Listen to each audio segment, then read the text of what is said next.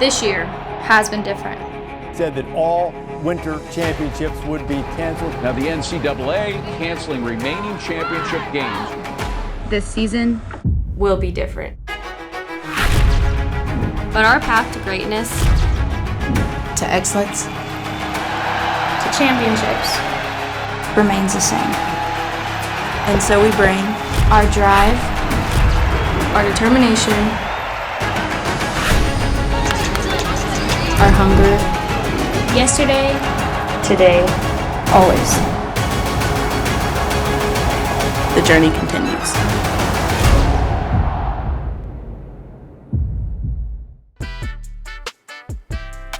Hello and welcome to the Dana Duckworth Show, brought to you by Alabama One. I'm Kennedy Chase here with head coach Dana Duckworth.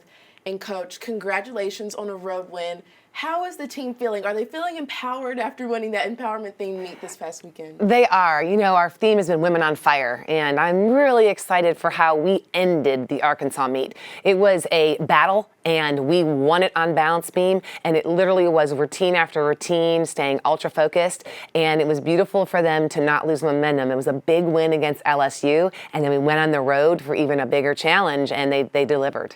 So what was one of your favorite highlights from Arkansas? Oh, it's hard to pick one. I do have to say, though, we started on bars. Maddie Wallagora led us off, and she stuck that landing. So that was a spark moment. And I think when we went over to floor, we had come after kind of maybe a subpar vault performance for what we wanted to accomplish. And Sania Mitchell led us off. Again, another spark moment. And then the beam team is all I have to say. And Luisa Blanco. So we'll talk a little bit about how we got to where we were. But it was really a team effort, and it was a great away score and away performance for us to get ready to come back home and do it again. Great. So, of course, business as usual. We have 4 rotations to talk about, and this week we're starting on bars. What were you expecting from the team going into this rotation? Our goal was handstands and stuck landings, and Maddie Wallagora did just that. When you watch this routine, she led us off here. She hits her handstands just beautifully. She does basically what's called a blind change into a straddle Jaeger to an immediate shoot over. It's beautiful connection bonus. And the highlight of her routine was here when she sets up for the dismount. Again, she hits her handstands. She's nice and calm and confident. She comes off the bar, a double layout with a full twist, and boom, her feet don't move. You can see her excitement. Yes. The team was so pumped, and it was just the right way to light the fire. I can see why she's excited. She scored her career best of a 9.9. Yes, something she is absolutely capable of, and she just trusted that she's worked really hard for that. Okay, so next we have Shania Adams, who scored a 9.875. Watch her handstands. When we say the word attack, yes, she does a beautiful combination here in the Maloney down to the low bar to the pack, hits this strong handstand right before her Maloney half. You see her boom, shapasha, beautiful, just gorgeous. She gets the last handstand, so there are no deductions for me until the end. Right here, she does the pirouette into the double tuck, and then she just moves those feet just a hair. I think her focus was trying to stick the dismount versus just really focusing on the technique coming off the bar, which is a great lesson for her as a freshman to be able to focus on just do what you do every day. Don't try to stick, let the technique take care of itself. And last up, we have Makari Doggett, who scored a 9.9. Yes, so we started strong and we ended strong with Makari's performance. Again, she does a beautiful handstand right here to a Tkachev to immediate pack. Thought that was one of her best connections this season. The low bar half pirouette, she's on top of the bar. That's exactly where she's supposed to be. She hits the handstand. She's a little short. We can't see it from our angle, but then comes off the bar. And the judges gave her that stick. I would have liked to have seen her hold that position just a hair longer. So I really think the last 2/10 the 10th came from the handstand before the dismount, and then that just little knee, action right there. Oh, I loved her dismount. I thought that was the coolest thing ever watching her. So, strong start on bars. What was the mindset of the team going into the rest of the meet? It was a momentum, and it was about staying strong and just finishing there. And so we went in just saying, okay, we are doing 4 10-0 start value vaults this week, and we were front end and back end where a 10-0, a 9.95 start value vault was a little different than last week. So I just wanted them to maintain their composure and do their job. Awesome. So don't go anywhere. When we come back, we'll be discussing vault and floor. The Dana Duckworth Show is brought to you by Alabama One.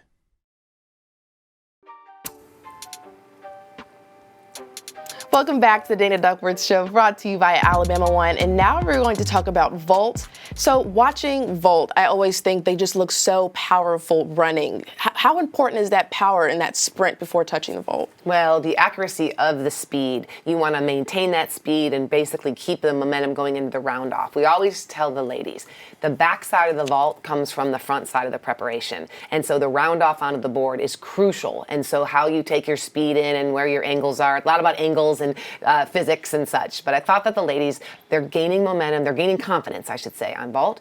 And we just want to continue to carry that into this week. They make it look so easy. So we're going to start with Shallon Olsen, who scored a 9.85. This is a better vault. She has a double full. So you see her twist twice, and it's interesting. She twists so fast that sometimes the judges don't even know what they saw. Like, it's that fast. I think that she's doing a better job in getting the block off the table. She has a little pike down. Now, if she would have kept her hips flat, she would have probably stuck that vault really, really well. But you see her in the round off here. She gets the block. Legs are a little bent, so if she could be a little tighter, that would execute a little better. But Shallon is getting there. And then we have, of course, the champion of this rotation, Luisa Blanca, who scored a 9.9. This is a 1.5. I told her, I said, Luisa, I'm not sure if that vault stuck you, because she just got her feet right in there. Now, when you see here, her angle on the table was a little short. So again, we could have seen a little more amplitude, and that's me being picky. What the judges saw was a great vault, great body position in the air, and a stuck landing. So very proud of that performance for Luisa, and I think that she really is doing a good job in learning more about where her body is and how she can find that landing every time. So what were some improvements you were looking for from the team going into vault? Well, I think the idea for vault is we wanted to hit every landing. We wanted to stick, and we lost a few deductions here and there, which then meant we needed to go into the floor rotation with confidence and an aggressive attack, because at this point we were ahead of the other team after bars. We'd lost the gap because we had a pretty big, significant gain on them after vault, which shortened. So we had to go in the last two events and do our job to be able to get the win. Amazing. So we're going to just jump right into floor, and we're going to start with Emily Gaskins, who scored a 9.875. So this was our first time in Emily competing in upgraded first pass. She does a double layout salto. So you see her, she gets a good punch off the table or off the floor, and she just knows where that landing is. Her turn right here, the 1.5 leg up turn to wolf full, and the toe point, it's executed just so beautifully. Yes. I love her style and her look. Right here, she goes into her leap series, a switch leap to a switch half. What's nice is we can do that leap series now that we're doing the double layout and still have enough bonus to get us to the 10-0 start value. Her last pass, a front through to double tuck. I thought that she did a nice job. She needs to get her feet together a little more in the air. And of course, the ending to that fun line dancing that she does. You can see her whole team knows it. I love that. Yeah, it's just great. The girls get into it and have a good time. And really proud of Emily. She's worked really hard to get that floor routine. I almost love watching the girl competing as much as I like watching the team. Like, they're just, the support they give one another is so inspiring. Well, they're in sync for sure. What do you think of that leotard? We went silver this week. I love it. I I love it. I meant to say something about that. Not red, not the crimson that we're used to seeing. This is the first leotard we've ever done that looks like this. And of course, Lexi Graver right here, our little senior, she wears it beautifully. I love the Bama on the back of the Leo. Right here, she does a full in tuck position. Just really great job right there. She has done a nice routine really week after week. Right. She does a leap pass with a wolf full and a half. That is a D level skill, and just really executes that nice. Her last pass, just front through to double pike. She has you see how she lands so tall? Yes. So it really doesn't give a lot of room for the judges to take anything. And I think that she did a nice job. I mean, just really proud of how far she's come. Yes, and the support, I love it. They just make it look so easy. I can only imagine how hard that actually is. They work very hard, and especially the attention to detail. That's what it's all about right now. Every single piece of detail work is because we are prepared. We've done the baseline, and now we got to continue to find those finer details that give us that .025 increase in our score every single time we can. So I remember a few weeks ago we were talking about owning that performance. So do you think, your personal opinion, do you think the girls owned their performances on the floor? I think they did a great job. I think that they're getting more eye contact with the judges and they're really getting into the routine. It's always fun having their teammates there to back them. And of course, being one that continues to want to push the envelope, we need more eye contact. We need more performance. And as they compete week after week, you're seeing them grow in that confidence to be able to do it. Yes, confidence is key. You can definitely see they are very confident. So don't go anywhere. When we come back, we'll be discussing the final rotation, beam. The Dana Duckworth Show is brought to you by Alabama One. Welcome back to the Dana Duckworth Show, brought to you by Alabama One. And now we're going to discuss the final rotation, beam. So this was the final rotation. You had to finish strong. How important is it to finish strong? There's no doubt that balance beam is where championships are won. And that is what we did. We went into that last rotation, and every time we would hit, they would hit. And so you felt the momentum. Like, I don't watch the other team, but you could see it in their scores. You could feel it in the air of the environment with the crowd screaming and yelling. And so what our ladies really did when we talk about the Bama bubble is they focused on what they could control. And that was the most important thing. So it was wonderful to see them do a beautiful performance, really be calm, confident, and just really attack those beam routines. And we stuck several beam dismounts this week. I love it. The Bama bubble, really just worrying about yourself and being the best you can be. So we're going to jump right into beam, starting with Maddie Wallagora, who scored or tied her career best with the 9.925. Yes, Maddie did a beautiful job. I want you just to notice the performance aspect. She just really carried herself confidently. Her series of back handspring layout, just awesome execution. You see her finish strong on each skill right here. I just think that she was really confident. And we say that word all the time. Split to a tuck jump full, a very hard combination. We talk about making it look easy. Maddie makes it look easy. There's no doubt about that. Yes. Look at this stuck landing. Oh, yes. You can't see it right there. She did a round off 1.5 dismount, which is a blind landing. There we go. You see it?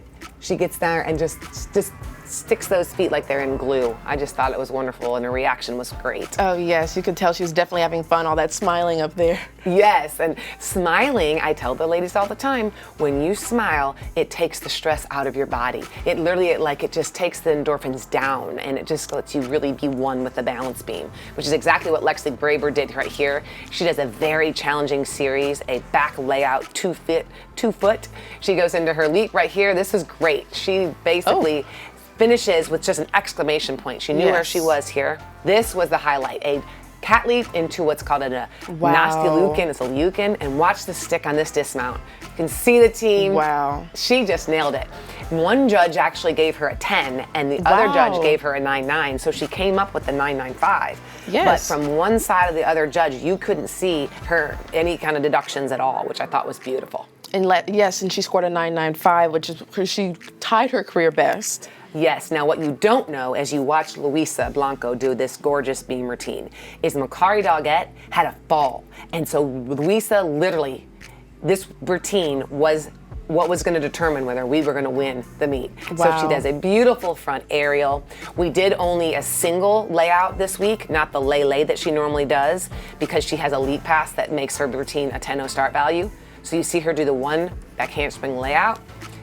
She just did an exquisite job. Watch this leap combination, switch leap to switch half. That is a really hard combination, Kennedy. Yes. It really is. And then right here you see her set up for the dismount. She does a good punch, double full, gets that landing. So right there, she seals the deal before the last floor routine. So their last floor worker could not beat us. And that was just such a big win for our team, because that kind of performance is going to be needed in the championship setting. There is not a weak team going into the end of season. Of course. Postseason is so challenging. And so it's going to come down to us being able to handle the pressure, looking at pressure as a privilege, literally staying in the Bama bubble, doing everything we possibly can to execute to our finest and hit our routines. And of course, Luisa Blanco won the all-around for the 3rd week in a row, which is a huge accomplishment.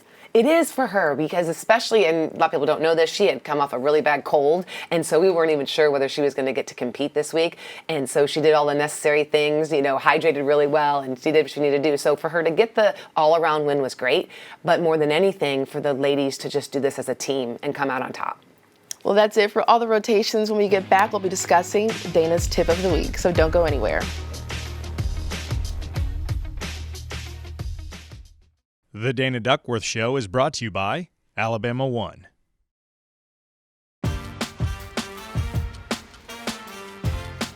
Welcome back to the Dana Duckworth Show, brought to you by Alabama One. And now it's time to discuss Dana's tip of the week. And since it is Women's History Month, I thought this tip was more relevant than ever. And it's about positive coaching. How important is positive coaching to you? Well, personally, I think positive coaching is the only way to coach. I believe that, we are in the world of teaching life through athletics as a coach.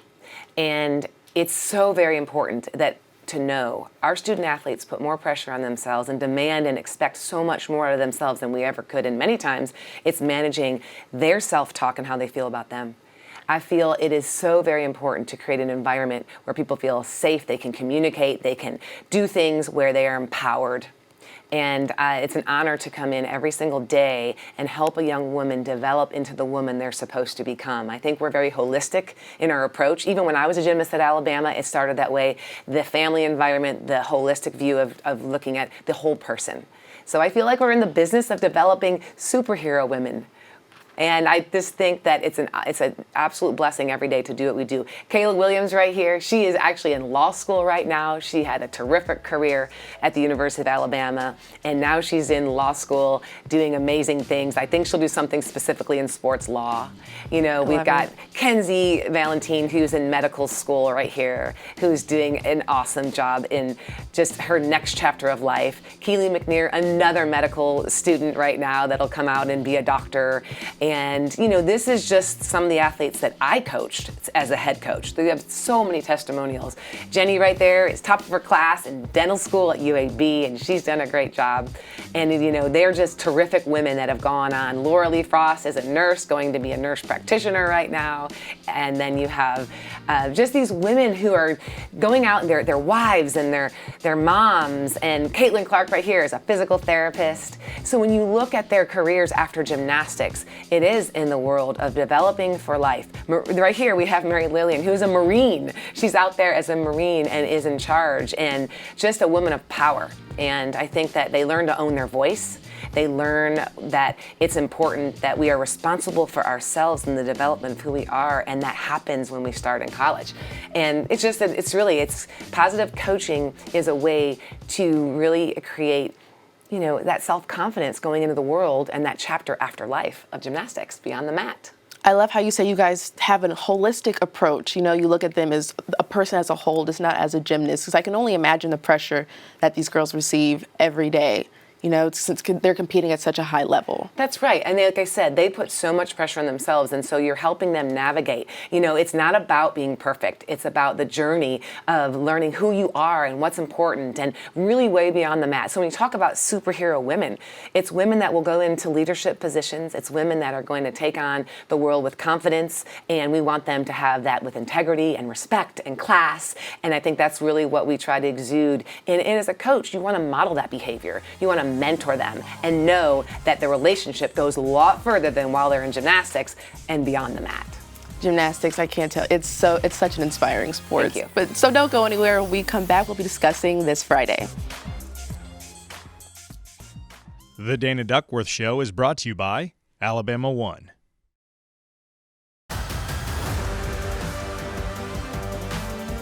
Welcome back to the Dana Duckworth Show, brought to you by Alabama One. And now it's time to discuss this Friday. It's a big night for two special young ladies. It's senior night for Lexi Graber and Alonza Cloffer. What do these seniors mean to you? Everything. I described them the other day to the team as they have been so loyal to the process. We have lived in a world of COVID. They have been leaders of our program during a time that is literally unprecedented.